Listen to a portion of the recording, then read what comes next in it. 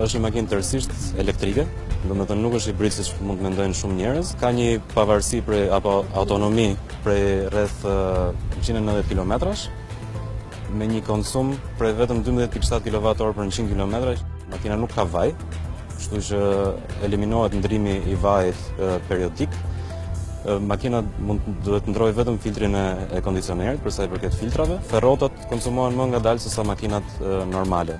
Karikimi ka disa lloje karikimesh, domethënë duke nisur që nga karikimi në shtëpi, ka një wall box që quhet, që është për karikimin nëpër zyra apo edhe nëpër ambiente publike, dhe është edhe karikimi i shpejt, i cili karikon makinën për 30 minuta 80% të kapacitetit.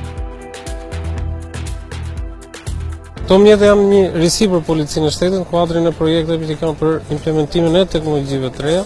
Jemi vetëm i vend në rajon e kemi vendosur implementimin e kësaj teknologjie ose këtyre mjeteve elektrike në aspektin e punës policisë, përveç se sjellin një komoditet, një paraqitje dhe një prezencë policisë. Janë edhe shumë më të shpejta nga makinat e tjera të cilat përdorin karburant.